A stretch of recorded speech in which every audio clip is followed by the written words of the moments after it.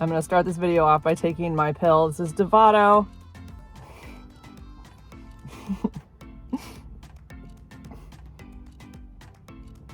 I was choked on the bubbles. Okay, it's down. Okay, I hate to be a buzzkill, but you're all gonna have to start wrapping it up. There's my new tattoo. Oh my gosh, there's no good way to show this. Everything happens for a reason. Okay, so here's the deal. I know I'm always talking about U equals U, and of course, when you are a person living with HIV and you're on treatment and you're undetectable, you cannot transmit the virus sexually to your partner. We also know that you can't transmit it to your child via childbirth. With that said, I do have quite a few people who reach out to me and wish that I would speak more about using condoms. So this video is for you. Unless you know the STI or STD or HIV status of the person that you're sleeping with, you should have a condom on. There are some alarming new statistics in the United States. Of course, the data is only available through 2019. I don't know when 2020 becomes available, but this is just up through 2019. But in the last 5 consecutive years, 2014 through 2019, we have seen a continual increase in STIs or STDs. I'm never sure what to call it. They kind of refer to it as both in this article, but they're referring to gonorrhea, syphilis, and chlamydia. Interestingly enough, HIV is not included in this report because since 2015, HIV has actually decreased by 8%. 2015 to 2019, it went from 37,800 cases in the US to 34,800 cases in the US.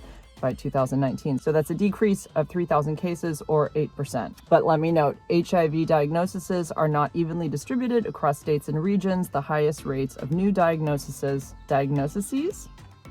continue to occur in the South. HIV continues to have a disproportionate impact on certain populations, particularly racial and ethnic minorities and gay, bisexual, and other men who have sex with men. So keep that in mind as well. Back to the other 3, gonorrhea, chlamydia, syphilis.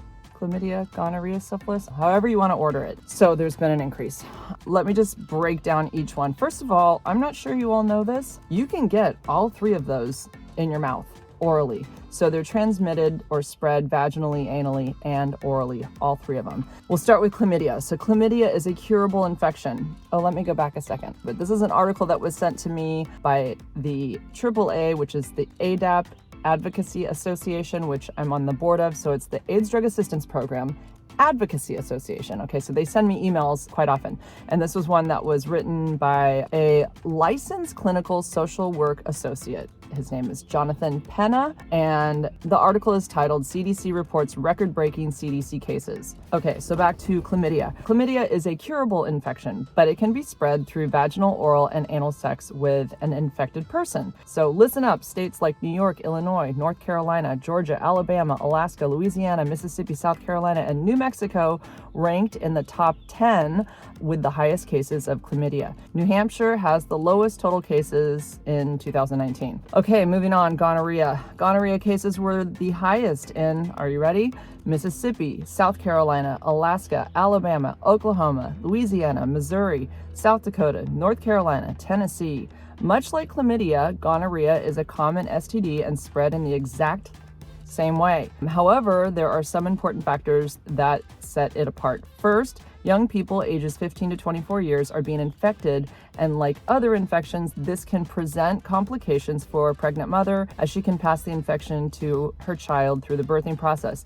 This infection is curable, but drug-resistant strains, which I keep hearing about, have emerged, making it harder and harder to treat the infection. Vermont is the state with the lowest cases. Like the previous 2 infections, syphilis is spread sexually by an infected person with a syphilitic sore, or otherwise known as, I remember this from high school health, a chancre. I remember we thought that was the grossest word ever. A chancre sore, sorry. Also, like the previous infections, syphilis can be spread to the newborn child during birth from an infected mother. According to the CDC, if a mother does not treat her infection, congenital syphilis can lead to miscarriages, premature births, stillbirths, and deaths of newborns. States that hit the top 10 are New Mexico, Mississippi, Nevada, Oklahoma, California, that's where I live, Alaska, Arizona, Georgia, Florida, and Louisiana.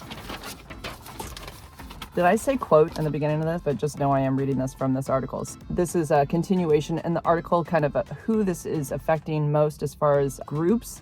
So this data certainly is alarming, but these cases also bring to the surface all too familiar disparities that persevere within minority groups. When compared to non-Hispanic white people like myself, STD rates were 1 to 2 times higher within Hispanic or Latino populations. American Indian, Alaska Native, Native Hawaiian, Pacific Islanders face rates 3 to 5 times greater than non-Hispanic white populations. African Americans face rates 5 to 8 times higher than non-Hispanic white populations. And while all groups experience STDs, minority groups continue to experience larger and larger disparities. Urban cities shouldn't be the only hubs for healthcare accessibility, nor the touchstones of greater public healthcare systems. Prominent public outreach is needed in rural communities that extends to not only access to healthcare services, but also fosters programs that educate communities on the various and important aspects of health within a healthcare system. Minority populations also need targeted approaches to community health with clinicians of all kinds that culturally represent those within their communities.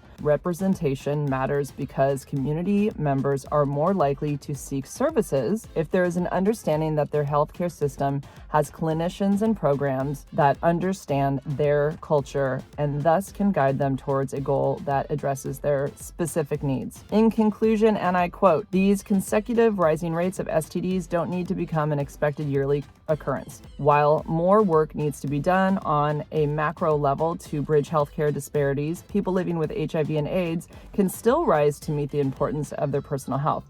Continue to stay active in your care of not only HIV treatment, but also in the value of understanding how all aspects of healthcare strengthen the ability to continue to lead a healthier life." So that's a lot of information there. I don't know, go back and rewind it if you need to. But basically the main message is to put on a condom if you don't know your partner's status.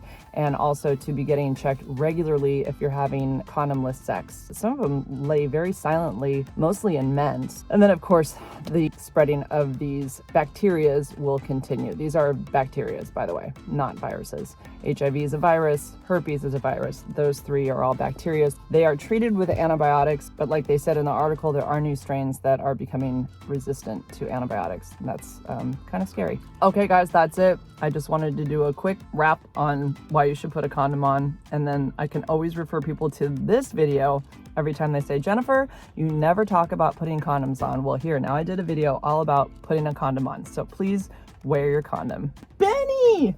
Look, my cat's watching me. Benny! Have a good one, guys. Understanding how all aspects of health, oh my God.